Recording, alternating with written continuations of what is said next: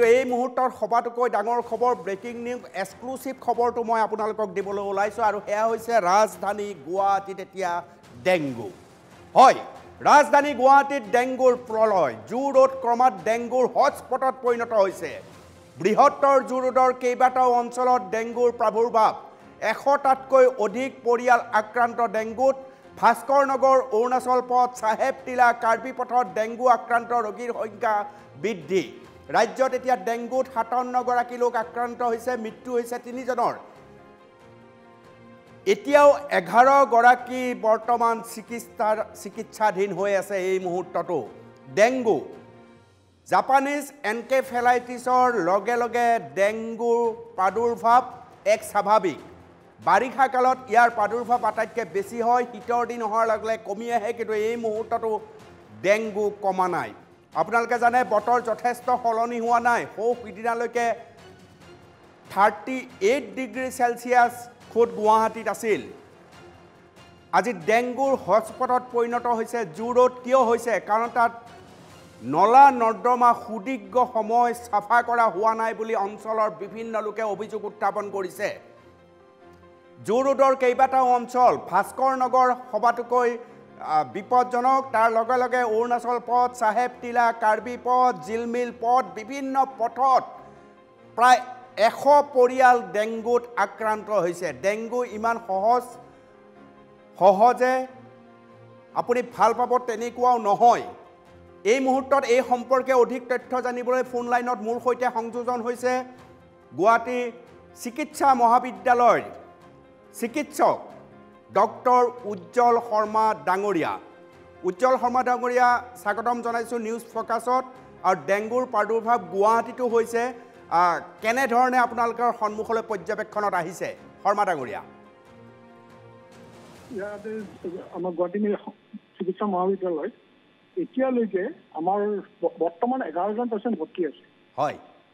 এই বছৰটোত আমাৰ যোৱা বছৰটোত আমি 170জন পেচেণ্ট আমি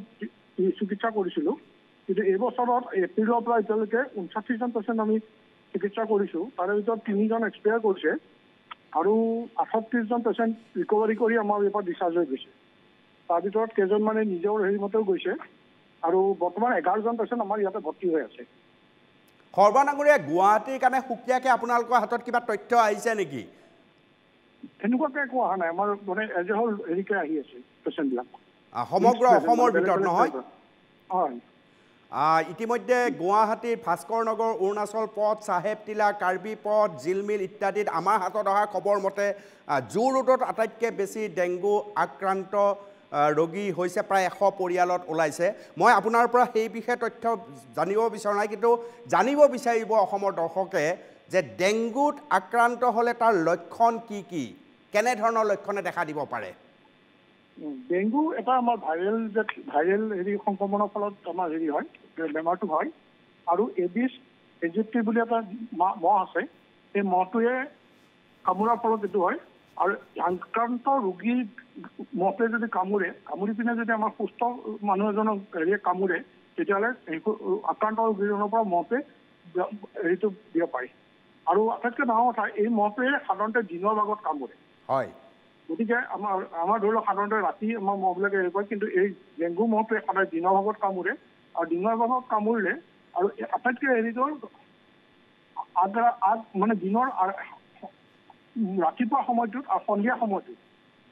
মানে বেছি মানে ইহঁতে মানে ঘূৰা ঘূৰি কৰে গতিকে সেইখিনি সময়ত যদি আমি এই মহটোৰ পৰা কামোৰাৰ পৰা বাচি হেৰি কৰি থাকিব পাৰোঁ তেতিয়াহ'লেও আমাৰ মানে বেমাৰটোৰ পৰা বাচিব পাৰোঁ এইবিলাক সময়ত আমি যদি ৰিপেলেণ্ট ইউজ কৰোঁ বা আমি দীঘল হাতৰ গেঞ্জি চোলা কাপোৰ পিন্ধি থাকোঁ মহটোৱে যাতে নাকামোৰে তেতিয়াও হেৰি কৰিব পাৰোঁ আৰু ইয়াৰ পৰা আমাৰ সাধাৰণতে ডেংগু যদি হেৰি হয় জ্বৰ হয় খুব গা বিষ হয় মূৰৰ বিষ হয় জইণ্ট পেইন হয় চকুৰ পিছফালে আমাৰ এটা বিষ এটা হয় দাঁতৰ পৰা আৰু যদি আমাৰ বেছি হেৰিলৈকে গুচি যায় ডেংগু আটাইতকৈ ডাঙৰ কথা আমাৰ শৰীৰত যিটো প্লেটলেট বুলি আমাৰ যিটো ৰক্তকণিকা আছে প্লেটলেটটো কমি যায় যিটোৱে আমাৰ ব্লাডটো ক্লট কৰাত সহায় কৰে যাৰ ফলত আমাৰ যিকোনো হেৰিৰ পৰা আমাৰ ঘামৰ পৰা মানে দাঁতৰ আলুৰ পৰা নাকৰ পৰা এইবিলাকৰ পৰা হেৰি হ'ব পাৰে আৰু গোটেই বডিত ৰাছ হয় কেতিয়াবা যেতিয়া হেৰিলৈকে হয় এইবিলাক যদি চিমটম হয় নিজৰ ফালৰ পৰা নিজে চিকিৎসা নকৰি লগে লগে আমাৰ কোনো চিকিৎসকৰ পৰা যদি পৰামৰ্শ লয় তেতিয়াহ'লে সোনকালে হেৰিৰ পৰা বাচিব পাৰে। ডেংগুৱে কামোৰাৰ কিমান সময়ৰ পিছত লক্ষণে দেখা দিয়ে শৰ্মা ডাঙৰীয়া? সাধাৰণতে ডেংগু মহটোৱে কামোৰাৰ মহটোৱেও এজন যদি হেৰি কামোৰে ৰোগী এজনক 18 পৰা 18 দিনৰ ভিতৰত সিহঁতৰ ইনকুবেশ্যন পিৰিয়ড বুলি কওঁ, আৰু 5 পৰা 6 দিনৰ ভিতৰত মানে ৰোগীজনৰ মানে লক্ষণে দেখা দিব পাৰে মানুহজনৰ গাত। ডেংগুৰ বসতিস্থল সাধাৰণ মহৰ দৰেই, সাধাৰণ মহ য'ত থাকে যি ধৰণে পোৱালি জগায় একে ধৰণৰ লক্ষণেই? সাধাৰণতে ডেংগুৰ হেৰি হ'ল ই মানে বন্ধ চাফা পানীত হেৰি কৰে। আৰু আগতে আমি ডেংগুটোক আৰবান ডিজিজ বুলি কৈছিলোঁ, আমাৰ চহৰ অঞ্চলৰ বেমাৰ বুলি কৈছিলোঁ, কাৰণ বন্ধ পানীবিলাক আগতে চহৰ অঞ্চলত বেছি আছিল, যেনেকৈ ৰেফ্ৰিজাৰেটৰ বা ফ্ৰিজ এইবিলাকত পানী জমা হৈ থাকে, এইবিলাকত হৈ গৈছিল। কিন্তু এতিয়া গাঁও চহৰ সকলোতে মানে এনেকুৱা ধৰণৰ পানী হয়। আপোনাৰ যদি কিবা বাহিৰত যদি হেৰি এটা আছে, টেংকি এটা আছে, টেংকিটো যদি ঢাকন খোলা তাত পানীটো জমা হৈ থাকে, তাতো এৰিব পাৰে। ফুলদানিত যদি পানী থাকে, যদি আমি সপ্তাহত যদি আমি পানীটো নবদলাওঁ তেতিয়াহ'লে ফুলদানিটো সিহঁতে কণী পাৰি পিনে আহিব। আনকি এখন চামুচত থকা চাফা পানীটো পানী দিব পাৰে। আমাৰ এতিয়া যিটো বতৰ হৈ আছে, অলপ বৰষুণ দি আছে, হেৰি কৰি আছে, আমাৰ কিবা এটা কাজ চাজ পাতিলে আজিকালি আমি প্লাষ্টিকৰ কাপ হেৰিবিলাক ব্যৱহাৰ কৰোঁ, সেইবিলাক য'তে ত'তে পেলোৱা যায়। সেইবিলাকতো যদি পানী জমা হৈ থাকে, তাতো সিহঁতে কণী পাৰি পিনে বংশ বিস্তাৰ কৰে। গতিকে আমি যাতে এনেকুৱা ধৰণৰ পানী যাতে ক'তো হেৰি নহয়, জমা নহয়, বা এনেকুৱা হেৰি কৰি ঢাকি ৰাখিব পাৰোঁ, য'ত আমাৰ টেংকি চেংকিত য'ত যাতে মহ সোমাই পিনে কণী পাৰিব নোৱাৰে ঢাকি ৰাখোঁ। আৰু এইবিলাক যিবিলাক এনেকুৱা পানী জমা হোৱা টায়াৰ বা বাহিৰত পৰি থকা য'ত বৰষুণৰ পানী জমা হ'ব পাৰে, তেনেকুৱা ঠাইবিলাক যদি আমি সেইবিলাক পানী জমা নোহোৱাকৈ ৰাখিব পাৰোঁ, তেতিয়াও আমি ডেংগুৰ পৰা মানে সিহঁতৰ বংশ বৃদ্ধিৰ পৰা আমি বাচিব পাৰোঁ। শৰ্মা ডাঙৰীয়া, বহুত বহুত ধন্যবাদ জনাইছোঁ এই তথ্য জনোৱাৰ বাবে। এয়া আছিল গুৱাহাটী চিকিৎসা মহাবিদ্যালয়ৰ চিকিৎসক ডক্টৰ উজ্জ্বল শৰ্মা ডাঙৰীয়া। তেওঁ জনালে, আৰু এই মুহূৰ্তৰ খবৰ হৈছে যে ভাস্কৰ নগৰ অৰুণাচল পথ, চাহেব টিলা কাৰ্বি পথ, এই পথ ক'ত আছে? জু ৰোডত। জু ৰোড অঞ্চলটোত সবাতোকৈ বেছি ডেংগুৰ প্ৰভাৱ স্পষ্ট হৈছে, আৰু এই ডেংগুৰ প্ৰভাৱৰ কাৰণ হিচাপে কোৱা হৈছে ডাম্পিং এৰিয়া তাত আছে, সমান্তৰালভাৱে তাৰ নলা নৰ্দমা বহু সময় ধৰি চাফ চিকুণ কৰা হোৱা নাই বুলি স্থানীয় লোকে অভিযোগ কৰিছে। প্ৰায় 100টা পৰিয়ালে ডেংগুত আক্ৰান্ত হৈছে ইতিমধ্যে, আৰু চিকিৎসকে জনাইছে সাধাৰণতে দিনৰ ভাগতহে ডেংগু মহে কামোৰে। সাধাৰণতে এইটো কথা নহয় যে দিনতেই কামুৰিব, কেতিয়াবা সন্ধিয়াও কামুৰিব পাৰে, কিন্তু ৰাতিপুৱা ভাগত বেছি ডেংগুৱে